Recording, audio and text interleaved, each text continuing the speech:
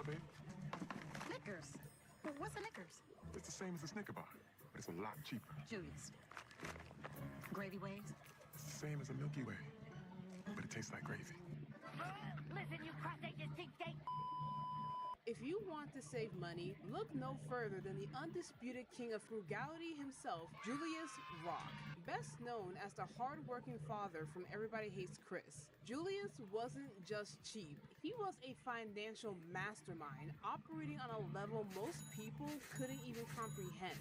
While others saw pennies as loose change, Julius saw opportunity. From calculating everything, this man lived by one rule: every cent counts. His legendary cheapness wasn't a flaw, it was a superpower, forged by necessity, sharpened by logic, and often misunderstood by the financially reckless family surrounding him. Whoa, whoa, whoa, whoa, whoa, whoa. What's this? A coupon. No tickets on Tuesday. Julius is a physical embodiment of the working class father.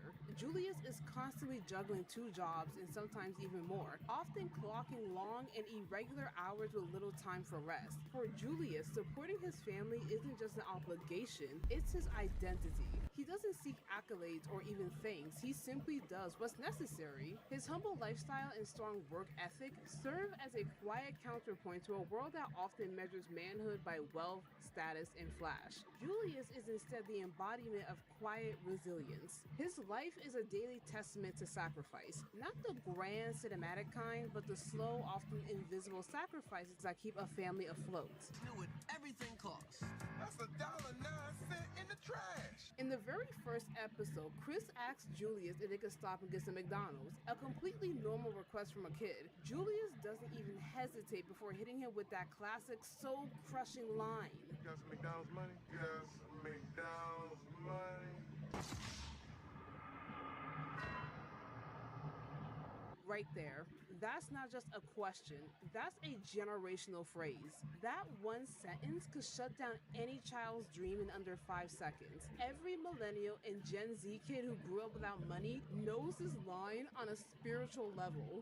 Then comes Rochelle, always trying to flex with money they don't have, who tries to play the "but the kids gotta eat" card. Julius, calm, collected, and armed with common sense, hits back. They don't gotta eat Mickey D's, we got bologna in the back of the truck. Let's pause right there. Not food at home, not sandwiches he's gonna make later, bologna in the back of the truck, unrefrigerated. Ew. Probably sweating in the sun. And Julius was 100% ready to feed that to his kids.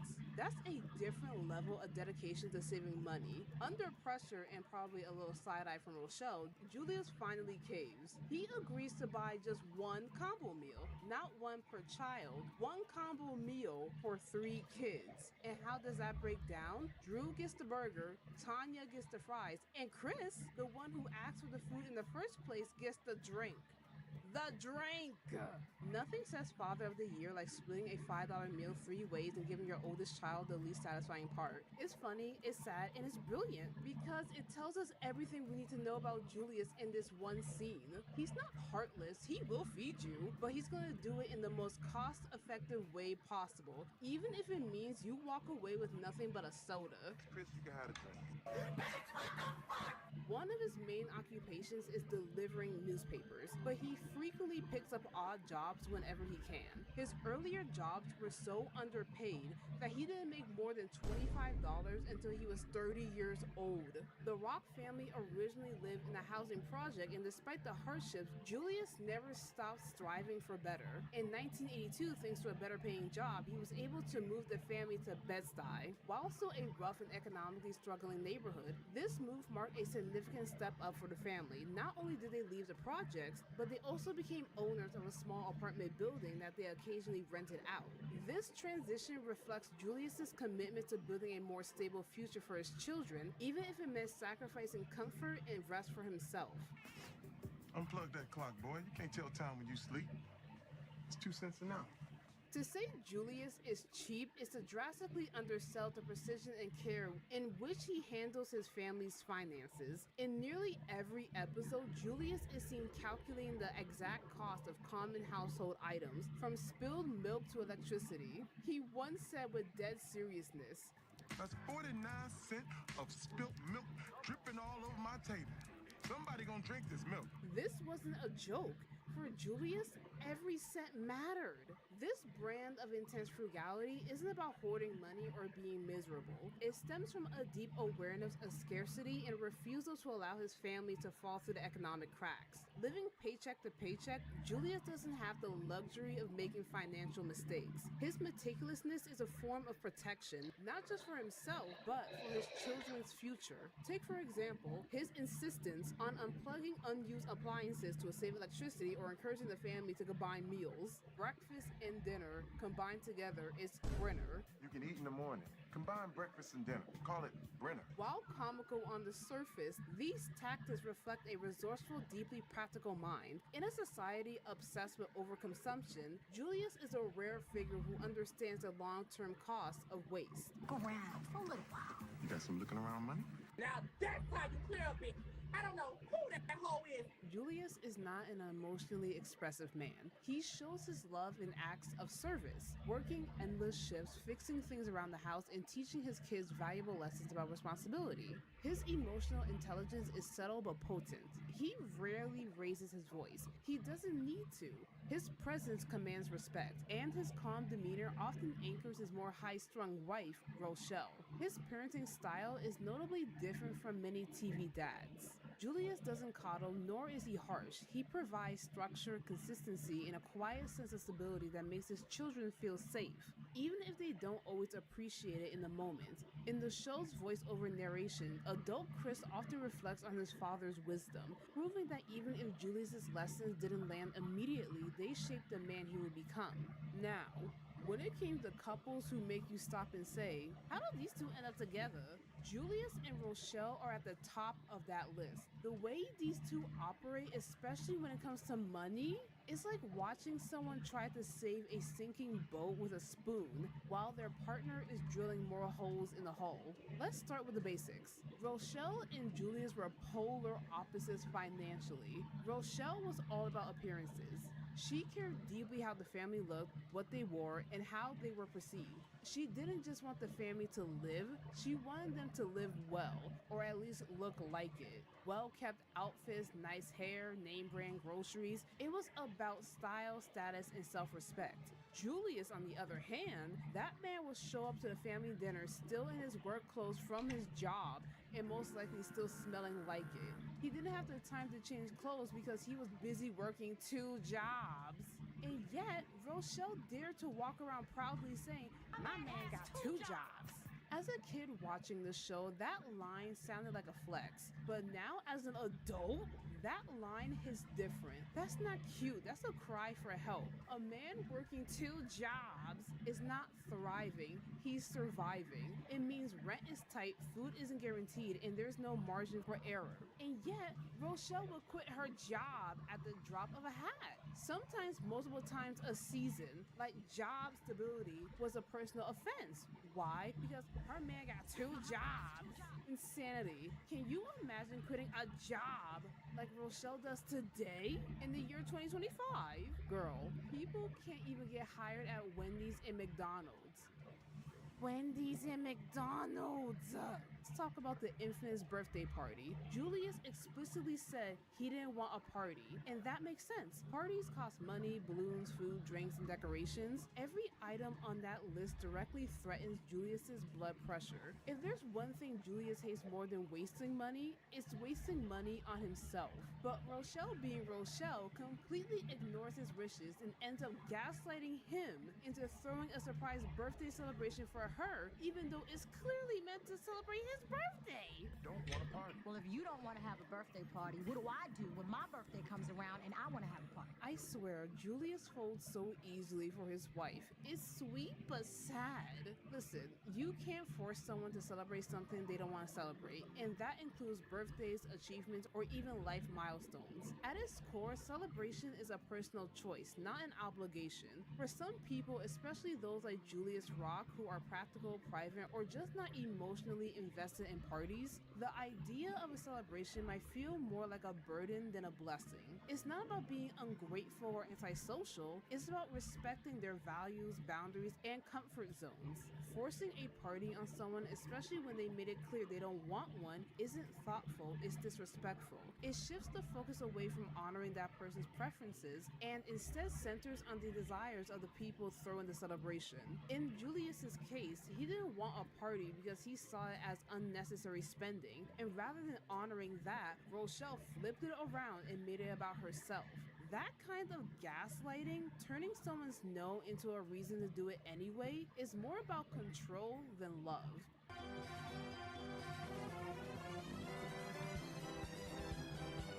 Real respect means celebrating people how they want to be celebrated, even if that means not celebrating at all. And if someone's idea of a good time is a quiet dinner, a normal day, or even just peace and quiet, that should be more than enough. As if Julius didn't have enough to deal with the insanity inside his own house, the moment Rochelle's side of the family shows up, the whole financial system collapses like a poorly built house of cards. There's an episode where her father passes, and the rest of her family comes into town. Every last one of them. Financially incompetent on an elite level. Her mother, the absolute worst. She steps into Julius's modest home and immediately starts critiquing it like she's on an episode of MTV Cribs. She complains about the food, the decor, and no surprise here, how cheap everything is.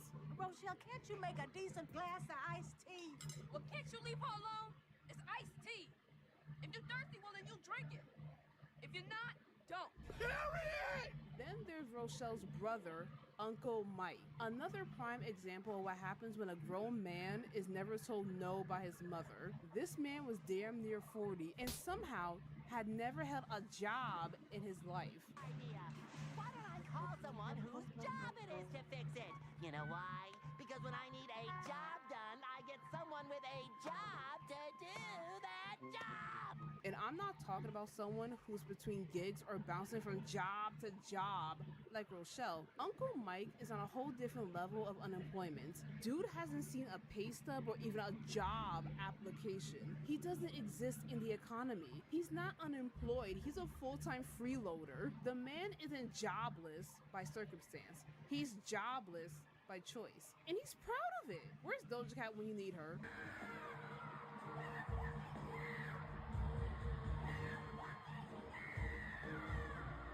There's one scene that sums up everything wrong with Uncle Mike, everything Julius has to endure. Uncle Mike is sitting in Julius's chair, which, if you know the rules of the house, is sacred territory. It's like sitting on the Iron Throne if the kingdom runs on coupons and double shifts. And not only is this man violating Julius's personal throne, but he's also doing the unthinkable. He's eating the big piece of fried chicken.